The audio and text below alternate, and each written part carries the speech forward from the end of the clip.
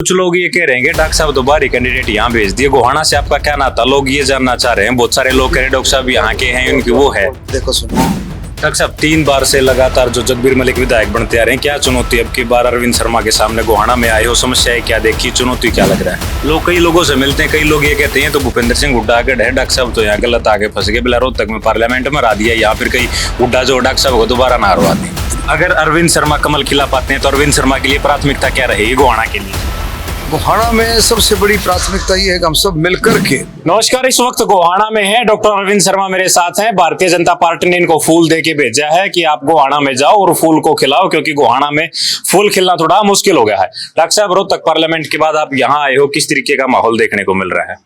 देखिए, बहुत अच्छा माहौल जो भारतीय जनता पार्टी, केंद्र सरकार, हरियाणा सरकार के जो काम हैं, जो गरीबों के लिए जन कल्याण के जो काम हैं, किसानों के लिए, दलितों के लिए, बैकवर्डों के लिए, हर तबके के लिए जो काम किए हैं सरकार ने, उन्हीं कामों की हवा है कि जो आज लोगों के अंदर जबरदस्त जोश है।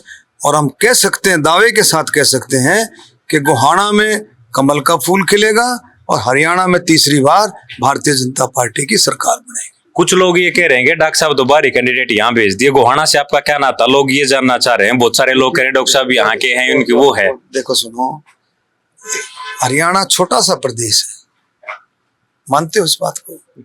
यहाँ से रोहतक की दूरी कितनी है? 20 मिनट में हमारी गाड़ी रोहतक जा लेती है रात को, इतनी देर में सोनीपत जा लेती है, इतनी देर में सफीदो जा लेती है, इतनी देर में जुलाना जा लेती है, इतनी देर और 5 मिनट फालतू ला लो पानीपत जा लेती है। तो भारी का मुझे इसकी व्याख्या बता दो। भारी की क्या व्याख्या है? हरियाणा का जो रहने वाला है, हरियाणा का कल्चर ऐसा है, हरियाणा की संस्कृति ऐसी है, सब आपस में मिलते जुलते, सब सारा सिस्टम वही है। तो भारी और नॉन भारी तो मैं कहता हूं कोई सिस्टम ही नहीं है। पूरा हरियाणा एक। मनोहर लाल जी ने नारा दिया था, क्या नारा दिया था? हरियाणा एक, हरियाणा में। तो बात आपने, ये सवाल तो आपने पूछना भी नहीं चाहिए कि भारी, तो बिल्कुल नहीं पूछना चाहिए। ये मतलब सवाल ही जो है आपने घुमा दिया है। दूसरी बात, अरे गोहाना में 1994 से लेकर के 2001 तक मैंने बराबर गोहाना की सेवा करी, बराबर मैं गोहाना में रहा। और उसका उदाहरण देता हूं मैं। गोहाना की जनता ने मेरा इतना प्यार, इतना आशीर्वाद दिया, निर्दलीय सांसद बना। और जब बनने से पहले जब हमने जो आवाज उठाई थी, आज आपको लगता होगा ये छोटी छोटी चीजें हैं। शुगर मिल की जो आवाज उठाई थी किस गोहाना के अंदर, शुगर, उस समय ये बिल्कुल हॉट मुद्दा था। किसान इस पर कितनी बार आंदोलन कर चुके थे, सरकारें आई थी चली गई थी, लेकिन शुगर मिल का काम सिरे नहीं चढ़ा था। हमने उस आवाज को उठाया। आज अगर आप देख रहे हैं गोहाना के अंदर शुगर मिल, तो उसी समय की देन है।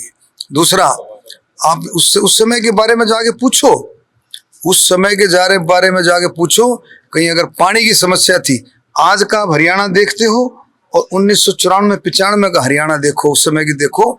हमारी बहनें, हमारी बहुएं 4-4 किलोमीटर से पानी लाती थी। उन कामों को हमने करके दिखाया।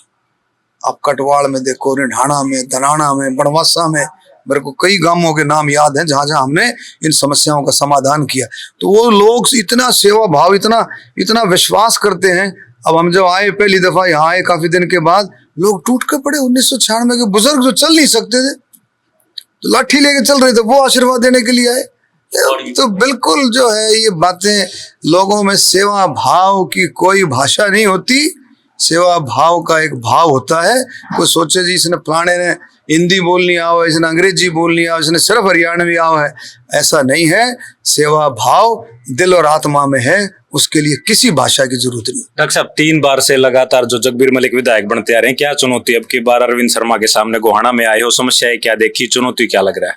देखिए, ऐसा है, हरियाणा ने कभी भी किसी भी चुनाव में, चाहे छोटा हो बड़ा हो, चाहे पंचायत का हो, जिला परिषद का हो, नगर परिषद का हो, विधानसभा को, पार्लियामेंट, हर चुनाव में चुनौती होती है। उन चुनौतियों को तो पता लगता है जब हम जाते हैं। जैसे अभी पत्रकार साहब ने बताया, एक हमारे जर्नलिस्ट ने, कि भाई यहाँ कई समस्याएं हैं, निकासी की समस्या है, कई समस्याएं हैं गाँव में। तो जाएंगे, पता करेंगे, उन चुनौतियों का भी सामना करेंगे और सामना के उनको हल कराने का ईमानदारी से प्रयास करेंगे और करवाएंगे। लोग कई लोगों से मिलते हैं, कई लोग ये कहते हैं तो भूपेंद्र सिंह हुड्डा के ढह डॉक्टर साहब तो यहाँ गलत आगे फंस गए, बिला रोहतक में पार्लियामेंट में हरा दिया, यहाँ फिर कई हुड्डा जो डॉक्टर साहब को दोबारा ना हरवा दें। देखो ऐसा है, गढ़ तो जनता का है, वहां भी मैं कहता था कि गढ़ जनता का है, तो जनता का गढ़ है, जनता आशीर्वाद देगी, 36 बिरादरी आशीर्वाद देगी, वो तो समय बताएगा। हम तो अपना एजेंडा लेकर के चलेंगे, सेवा भाव का, लोगों के साथ मिलने का, 36 बिरादरी का आशीर्वाद लेंगे और उम्मीद है मुझे पूरी 100% कि गोहाना में कमल का फूल खिलेगा। तीसरी बार भारतीय जनता पार्टी की सरकार बनेगी और हमारे मुख्यमंत्री नायब सैनी जी फिर से मुख्यमंत्री। अगर अरविंद शर्मा कमल खिला पाते हैं तो अरविंद शर्मा के लिए प्राथमिकता क्या रहेगी गोहाना के लिए? गोहाना में सबसे बड़ी प्राथमिकता ये है कि हम सब मिलकर के, क्योंकि भारतीय जनता पार्टी की सरकार भी बहुत प्रयासरत है कि गोहाना जिला बने, ये हमारी प्राथमिकता रहेगी।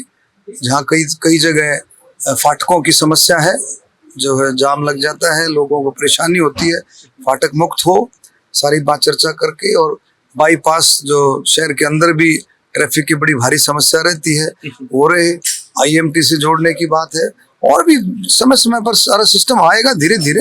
ये तो मोटी मोटी चीजें हैं और जो बातें होंगी वो करेंगे। ठीक है, तो ये डॉक्टर अरविंद शर्मा थे। सबसे बड़ी बात जो है क्या रहेगी, तो गरीब आदमी जो दलित है, जो बैकवर्ड है, उनको केंद्र सरकार की, हरियाणा सरकार की जितनी भी योजनाएं हैं, उन योजनाओं का लाभ अच्छे तरीके से मिले। इन बातों को हम घर घर जाकर के इन बातों को पुख्ता करेंगे। नौजवानों को ज्यादा से ज्यादा नौकरियों में हिस्सा मिले, नौजवानों को ज्यादा से ज्यादा डायरेक्टली इनडायरेक्टली काम मिले। ठीक है, तो ये डॉक्टर अरविंद शर्मा थे, हर सवाल का बड़ी बेबाकी से जवाब दिया है। भारतीय जनता पार्टी ने कमल देकर इनको गोहाना भेजा है, कमल खिलाने की जिम्मेदारी इनको दी गई है। आपने एक एक सवाल का जवाब सुना, आप इसके बारे में क्या सोचते हैं वो हमें कमेंट बॉक्स में जरूर लिखें। शुक्रिया, धन्यवाद।